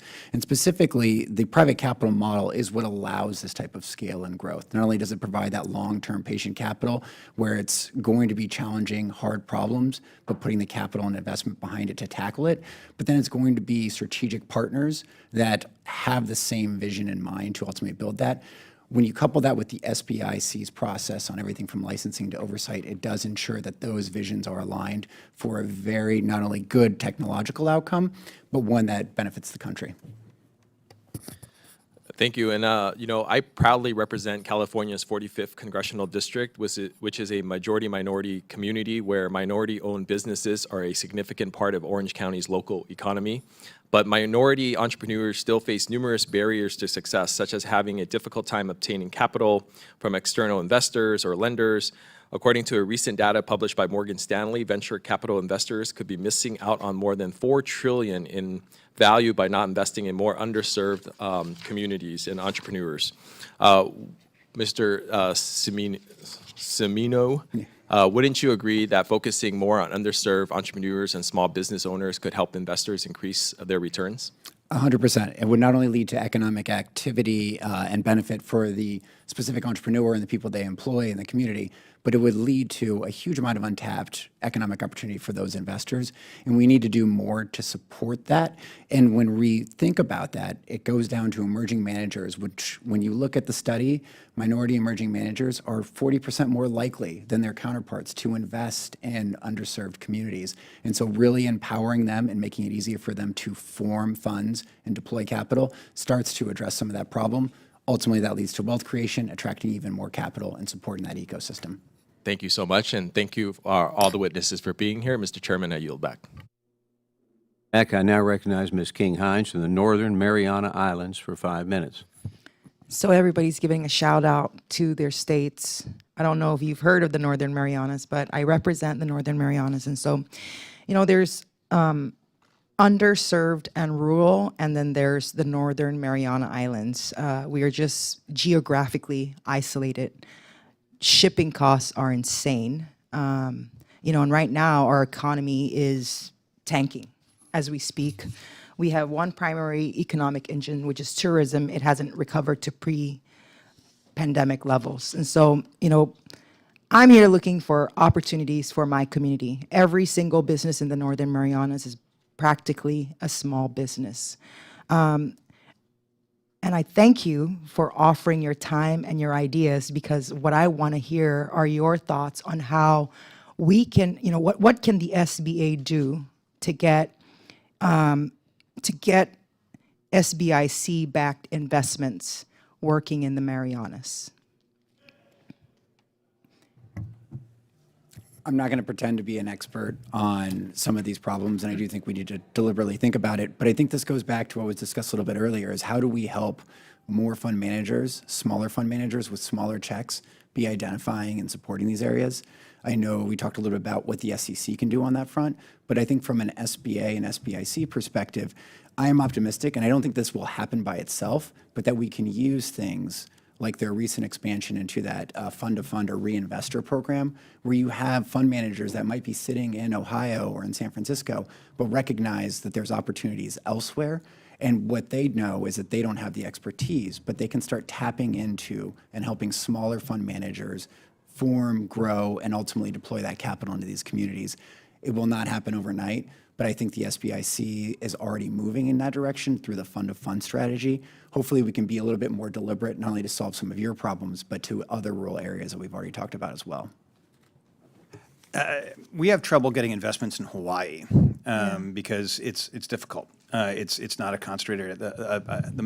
The Northern Marianas and other American territories are tough, really tough. Now I will say, again, I don't have an easy answer for you on that, or a quick answer. But one of the things that's been kicked around, both of the last administration, the Biden administration proposed a sovereign wealth fund. President Trump has proposed a sovereign wealth fund. If they do a sovereign wealth fund, and I think they are serious about doing that, but it's an if, I don't know. But if they do one, I would encourage this committee to have a separate small one for small business and not have it wrapped up in the giant fund. because it's very easy for small business to sort of get crammed down and sort of forgotten about. But if you had a sovereign wealth fund, you could equitize and sort of anchor invest, funds for specific purposes to specific local needs that are unique, because I think the CNMI have unique issues. But I think, as that idea, percolates and develops, that might be something to pay attention to. But I don't know of any easy answers to that in the short term. But I'd be happy to talk to you when we're not under a 5-minute clock. For sure. Thank you. Did you want to chime in? I guess I don't have, like he was saying, I don't have any easy answers. I'll just tell you, when you're going into when I've been going into emerging communities, one of the things that has to be done is really understanding kind of the core and history of that community. For example, in Ohio, there's a ton of healthcare. Nationwide Children's, Wexner Medical Center, Cincinnati Children's, Cleveland Clinic. How do we leverage that, to create new companies? Enable Injections, the on-body drug delivery, the needles from Cincinnati Children's. We have 2 biotech companies that spun out, partnered with NIH and BARDA and Carbex and biotherapeutics and such. So I don't know enough about your community, but really looking at a community saying, is there some history or area that we can be innovative in? Within tourism or whatever it is, for software opportunities or marketplace type opportunities or what have you. So each region has its unique history and base to leverage in its own unique way. That's all I can really offer. Thank you. Thank you for sharing your thoughts, and thank you for your time. I yield my time. Lady yields back. I now recognize Mr. Latimer from the great state of New York for 5 minutes. Thank you, Mr. Chairman, and thank you to our guests for being here today. I represent the coastal elites of the North Bronx, of the cities of Yonkers, Mount Vernon, and while we're on the East Coast, we have our challenges as well. And I do just want to say in general, and I take some of the comments, with a grain of humor, but America to me is one nation indivisible. And the rural parts of this nation are important, even though I don't represent them, as the urban areas are important that I do represent in the suburban areas. I've lived in the state of Pennsylvania. I've lived in the state of Ohio. I worked for a corporation in my corporate years. For 11 years, I was headquartered in Texas, and I had to return to Texas monthly to interact with people. So I see all of that together in one broad context. I must say I have not been to the Northern Mariana Islands. I don't know if my seat on Foreign Affairs will allow that, but time will tell. More specifically, though, we've talked a lot about the needs in the rural areas, which I respect, but the urban areas, too, represent an area not only of need but of potential growth. And when I talked to the people in my district this morning, I was on a Chamber of Commerce call for one of the cities that I represent. I went to one of them when I was in the district last week. I hear other issues that rise. I hear the issues about the insurity of what this tariff imposition will be and what it's going to mean to them in terms of the products that they sell.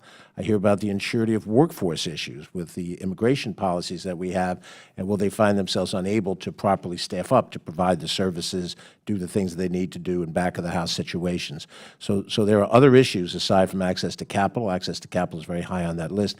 And just very simply, one question which I'd appreciate each of you commenting on: how do you see the challenges and the strategies necessary to incentivize small businesses in urban settings? And we know that there are large businesses. I have them in my home county. I was county executive for 7 years, well aware of those businesses and the equivalent ones that exist in Silicon Valley and so forth. But there is still an urban energy and entrepreneurship that we have to figure out how do we incentivize that. It might fall into the category of women or minority, but it may or may not. But they are in an urban environment. And so I'd appreciate your thinking on it. I'll start with Mr. Cimino, and I appreciate each of you commenting. First, I really commend you on your comments of, I know we were all joking around, but yes, it's very much a united front here. I think to drive more capital is key, as we've discussed. But I think the other component of capital, and I completely understand your point of it's not just about capital, but when we see investment come in through private sources, they often turn into partners. And so the SCC has recently talked about businesses that accept investment from either venture or PE are 12% less likely to fail. And that's because they become strategic partners and help them think through everything from how might a government regulation need to be adhered to or navigated to how they might help with connecting them to partners, customers, the right technologies. And so we treat this very much as there's skin in the game for these businesses. I think the other component there that we've got to look to is how do we think about empowering more of the employee base to have ownership in these types of companies? Because ultimately that not only, as I said earlier in my statement, improves performance of the company itself by creating a more talented and aligned workforce, but then helps them have a stake in an economic benefit that comes out of that company and makes them even more part of that community where they're able to tap into more and more of that network. Quickly, what we've done in some of the urban communities, downtown Cleveland, downtown Columbus, and downtown Cincinnati, is create a space for that that looks innovative, that is open, that allows collaboration and all those sorts of things. So you need some sort. It's tough walking down the street and saying, I'm just going to start a startup in downtown Columbus or in Brooklyn or such. But if you have an area that's meant for these startups to get started, to work together, to collaborate, to share stories and all that, that epicenter can really be helpful in allowing entrepreneurs to come together and grow. Congressman, I would say that a lot of the reason why the discussion is about rural is because that's where it's missing. A huge amount of the investment by SBICs and private equity and venture is in urban. There's just a lot more economic activity and opportunity in urban areas. You have more people, you have more money around, you have more connectivity of universities and other things. So there's a lot there. And actually, as it relates to the SBICs, we have a lot of them.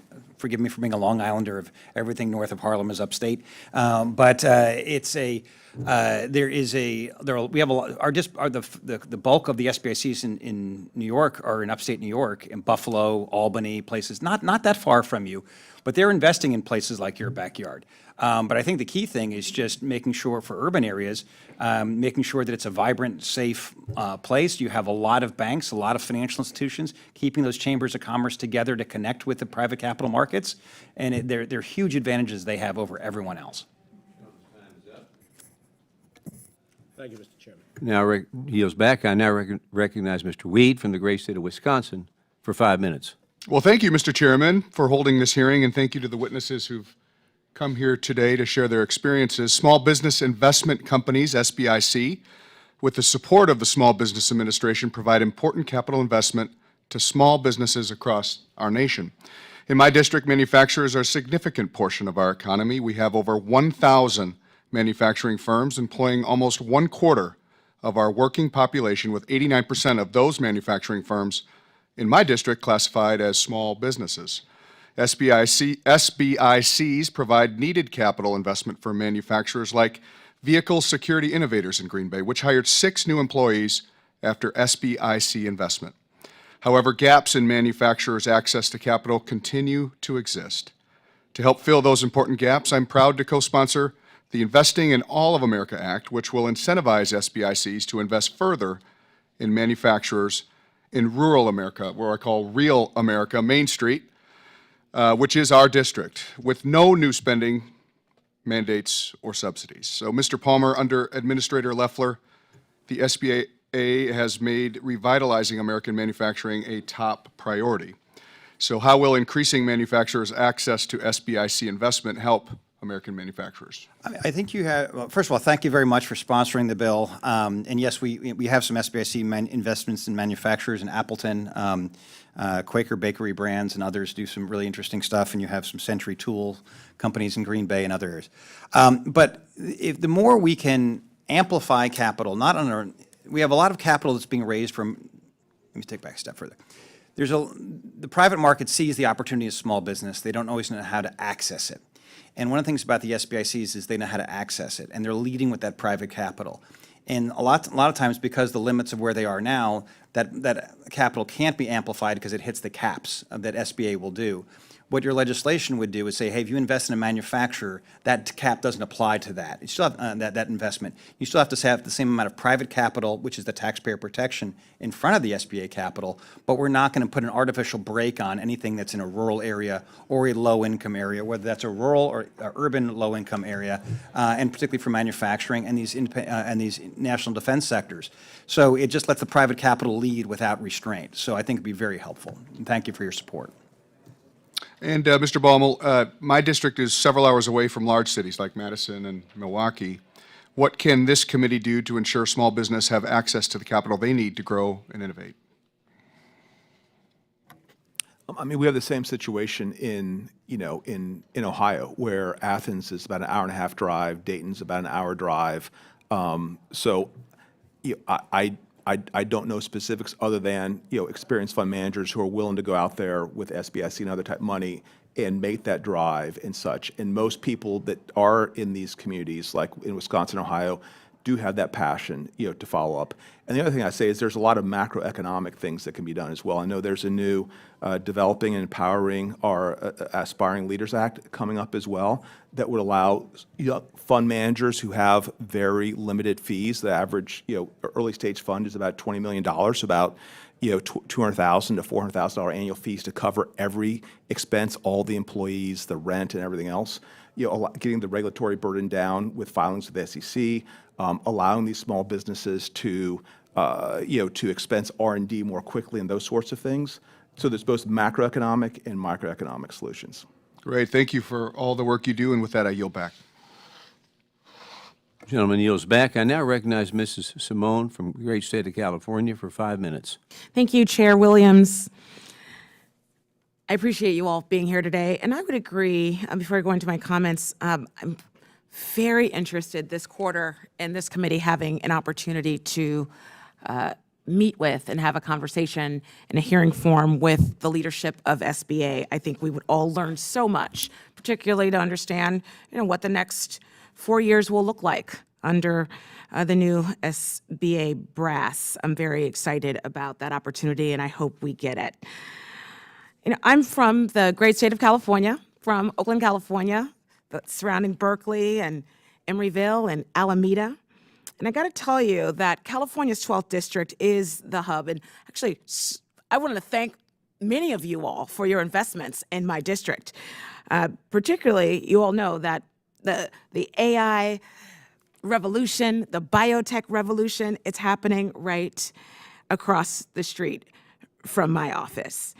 And I'm proud to be in that district. There are a couple of amazing small businesses that have benefited so deeply from the private sector, from venture, that haven't had the opportunity to seek support from SBA or even the thought of obtaining NIH funding in this moment is also really, really difficult for some of these companies. I want to talk about a couple of them. There's a group called Science Corp, which is in Alameda. And Science Corp, which is a small business led by brilliant engineers and physicians and data scientists.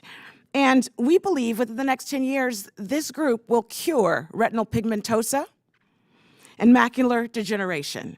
The brilliant folks at Science Corp are going day in and day out, coming early and leaving late to innovate, to make sure that folks like myself with visual impairments have hope. There's another group that I visited that requires a ton of research and support for what they're doing to ensure that mothers actually live past a terminal diagnosis of breast cancer. Exelexis is right in Alameda County. Institutions like these have created opportunity, not only employment opportunities, but really deep hope for folks who are struggling with ailments and disabilities. Between 2020 in 2023, $5.8 billion was invested in Oakland entrepreneurs. And this is double what Oakland businesses received in the 3 years before the pandemic. My district sees tremendous venture capital investment. And so again, I am so thankful. But what about our underserved communities? I understand that this administration doesn't want to talk about inclusion, but I do. In this conversation, I think it's important that we continue to lift up a whole America. According to Crunchbase, venture capital funding to Black-owned businesses in the Bay Area fell 88% since 2001. Again, venture capital funding to Black-owned businesses in the Bay Area fell 88% since 2001. In fact, less than 1% of venture capital funds go to Black businesses nationwide. I'll read that again. Less than 1% of venture capital funds go to Black-led businesses nationwide. I have a question just quickly for Mr. Cimino. According to the data published by Morgan Stanley, venture capital investors could be missing out on more than $4 trillion in value by not investing in more underrepresented entrepreneurs. So the big question is, well, why? Why and how are we getting this so wrong in our economy? And wouldn't you agree that focusing more on underserved communities like the ones that I have mentioned and focusing and supporting those entrepreneurs and small businesses could help investors increase their own returns? Absolutely. And I think that you said it very well. This isn't about taking things away from your district. It's about bolstering that, but it's also about broadening it to more folks within your district, but also more places around the country. One of the ways we see that opportunity is by making it easier and empowering more fund managers, especially those with diverse backgrounds, because the data shows that a diverse fund manager is up to 40% more likely to invest in a diverse founder. And so to your point, that's likely to get more capital into these communities. And frankly, these are untapped talent where they're going to outperform, they're going to show that that value is not only for them and their business, but for the investors. And I think as you start to see more and more of that data, you'll start to see more of the investment community look to resource those communities. Thank you. We're leaving genius on the table. I yield back. Gentlelady yields back. I now recognize Mr. Jack from the great state of Georgia for 5 minutes. Thank you, Mr. Chairman, and thank you for your continued leadership in this space. And thank you to our witnesses for testifying today. Just to personalize this, my congressional district, based on some data that our team pulled together, we've got over 7,000 private equity-backed companies that provide roughly 418,000 jobs within my district, which represents about a $730 million investment within my district alone. So I'm grateful for each and every one of your testimony today because it impacts the people that I serve here in Congress. But if I could start, and also want to thank Mr. Palmer. I think your testimony is incredibly insightful, and I would love to walk through, if I could, and give you an opportunity within those policy recommendations. You've spoken to a couple of my colleagues today on it, but specifically I'd like to highlight the bill that Mr. Muser and Ms. Schulten introduced. Could you walk me through why SBIA so strongly supports passage of this bill? Well, the program works, and that's number one. If we're not actually getting the outcomes of helping small businesses, we want to stop it. It protects the taxpayer. We don't want the taxpayer exposed to anything. That's good. There's more opportunity for more small businesses to get capital, for more businesses to innovate, and we're capped. Inflation has chewed up the leverage caps that were put in place in about 2010, 2012, that time period. And so there's more private market interest in small business, but it can't be levered. And so it's sort of capped, and we're cutting ourselves off even though we know the model works. Also, we know there are parts of America that have been forgotten for a long time and have been overlooked, and they need to be looked at. That covers manufacturing, that covers rural America, that also covers, inner city low-income areas. And so what it does is it uses a market-driven mechanism, not government mandate, but opportunity for private equity funds and venture capital funds to look at those areas and then invest in them and be able to access the SBIC leverage. So it is a market-driven incentive to get more to all of America, and that's the name of the title of the bill. It just works, and so we're excited about it. And would you mind elaborating on one of the third policy recommendations you provided to the committee was talking about some of the fees collected as it relates to SBIC. Could you walk me through, rather expound upon that? Sure. So there are a number of fees that are collected by the SBA on the SBICs, and some of those are effectively an insurance policy to make sure that there's no taxpayer exposure. And that's worked for 27 years, and that's good, and those should be maintained. And the other thing that they charge for licensing fees. And that's so when you apply for a license, you pay, I think, $25,000 or so. And, that folks that are coming through the process pay that fee, and then there are examination fees. But some of those funds then get diverted to other parts of the SBA instead of staying inside the SBIC program. And the SBIC program is about $11 million in total salary for $50 billion of management. I mean, normally, when you're managing in the venture world, private equity world, it's 1.5% to 2% of the assets is what you charge for a fee to run it. The government's being about 100% more effective and more efficient than that. Now, that's good to a point, but you do need to make sure you have the resources in hand to make sure that you have someone overlooking the SBICs to make sure there are no bad actors, there is no fraud. And so we want to make sure that those fees stay inside the program to make sure that we have the cops on the beat to make sure we're serving those small businesses and protecting the taxpayers simultaneously. Thank you very much. And Mr. Cimino, you mentioned in your testimony that private capital is highly concentrated in certain areas, California, the Northeast, I think the two regions you specifically referenced. And while it's plentiful, it's clearly at times unevenly distributed. So I'm just curious, recommendations that you have to this committee as how we can attract more capital to, say, my home district, Georgia's 3rd Congressional District, just southwest of Atlanta. Yeah, it's definitely the charge that we've got before us. One, I think what the SBA's SBIC program is already doing is working. When we look at the data, about 50% of venture goes to California, but when you look at the SBIC's allocation, only 10% goes to California. And so it's already broadening capital out there, and especially enhancements that not only include the fund-to-fund piece, but accrual that fits the venture model better are helpful. And then investing in all of America, which you're obviously expert on, will, I think, add to that. I think even beyond this committee, though, there's opportunities as you think through tax around how you drive capital and talent to the ecosystem, things like qualified small business stock, but there's also some SEC-related regulations, all of which get at how do we support the investment community, because if you can support the investment community, they're more likely to invest early, locally, and diversely. That then identifies those entrepreneurs that can build companies. Those companies hire the talent. It just starts turning that flywheel of an ecosystem and building out those infrastructures. Very well put. Thank all of our witnesses for the testimony. And Mr. Chairman, I yield back. Thank you. Gentleman yields back. I now recognize Ms. Goodlander from the great state of New Hampshire for 5 minutes. Thank you, Mr. Chairman, and thanks to our witnesses for being here today. Mr. Palmer, I wanted to thank you for your testimony. You point out that around 2,400 in the lifetime of the SBIC program, SBA has licensed many acronyms in this hearing. It's a mouthful. Has licensed 2,400 SBICs, small business investment companies. Mm-hmm. New Hampshire is not home to an SBIC currently. It has one, Seacoast Capital. All right, we've got one. What is your advice to those of us who are representing mostly rural districts, and what difference have you seen? What is the difference that's made by having more SBICs actually in our communities? It helps. I mean, proximity matters, and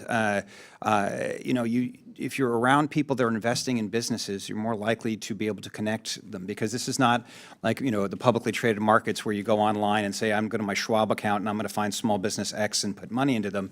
It's a relationship business, and you have to understand what you're getting into. So having more locally is very helpful, and given the proximity to Boston, I'd like to see more funds formed in New Hampshire. And when back in the 90s, there were several SBIC funds in New Hampshire and Vermont. When they pivoted away from equity investing, it concentrated the venture world in only a couple markets, and they sort of disappeared from a lot of these smaller markets that were doing these small dollar venture funds and private equity checks. As the SBA has pivoted back to allowing more equity investing, I think you're going to see more of those develop. I think the key is, and this goes to Congressman Jack's point, is you have to make sure the barriers to entry aren't aren't too big for smaller funds to form, because bigger funds forming, they've got the resources, they've got the lawyers, they've got the compliance people, but you have to have smaller funds that can access these SBA products to be able to serve these smaller business in these smaller markets. And then they may not be small after a while. They may grow and grow everything around them. So it is an ecosystem matter. Thank you for that. You also mentioned in your testimony the SBIC Critical Technologies Initiative. Mm-hmm. I serve on the House Armed Services Committee, and being on both of these committees is, I think, really important, because as I look at the U.S. economy, I see consolidation everywhere, especially when it comes to our defense industrial base. Mm-hmm. What changes can be made, and especially what more could DoD be doing to leverage this program and to really grow this incredibly important sector of our economy? I think they're on the right track. I mean, I think the partnership between the SBA and DoD was the right move. The creation of these critical technology SBICs and this joint licensure type model they have, where the DoD doesn't license them, but they're involved in who gets the licenses to make sure we've got the right people in our national security places, makes a lot of sense. I think establishing the ones that are forming now as successes and sort of setting the market model that, hey, this works. This isn't, because when things are new, they're scary and it requires training and, hey, why am I going to build a business around this new concept? Let me see if the concept works. We've got this concept started, anchored. I think it's going to be a significant success. And as that success takes off, I think we can get more of these critical technology funds in more parts of the country. And I think it's a real opportunity. So I think it's not a pilot, it's a real established entity. But I think with a little bit of time, once those critical technology SBICs really latch into the market, I think you're going to see a lot more funds forming as them. Well, would welcome any recommendations you have or other witnesses here today have for how we could improve upon this program and get DOD's involvement. Okay, I have one, going back to your original comment, I'm actually surprised there's only one SBIC in New Hampshire, because I remember I did early on a lot of investing in Boston. I actually think I flew through Southwest back out of New Hampshire. So what we've done in Ohio, one of the things. Manchester, Boston Regional Exactly. Airport. Excellent airport. Yeah, excellent airport. I mean, one of the things we've done in Ohio is talked about the quality of life versus other areas. And we've actually attracted a lot of people from Boston where, it's a little bit more simple, the house is a little bit more affordable, it's a little different quality of life. I think, as a state, I think you can do that in terms of attracting both venture capital professionals up there as well as, companies to form there, particularly if they can have some SBICs around there. So I actually think your problem's very solvable. And if I could just maybe add really quickly to kind of combine a little bit of the two things that were added. One, if you can grow more funds, and even on the Carta platform, there's actually 11 or 12 funds in New Hampshire. You've obviously got the proximity to Boston. Hopefully the SBIC's fund-to-fund structure can help. But it's interesting, on the DOD point, to your point, people don't like to do unproven things. We've actually had funds come to us and say, is this SBIC program itself, not even the DOD part, for real? And these are pretty prominent funds. I think the more education around this, more funds will be interested in realizing this is actually working. It's an additive process for us. And all of a sudden, they'll start thinking about how to leverage it more. And so the more education we can do about it, the better. Well, I thank you all, and I yield back, Mr. Chairman. Gentlelady yields back, and I'd like to thank our witnesses today for being here, for your testimony, and for appearing before us. Now, without objection, members have 5 legislative days to submit additional materials and written questions for the witnesses to the chair, which will be forwarded to the witnesses. I ask the witnesses to please respond promptly if that happens. If there's no further business without objection, the committee is adjourned.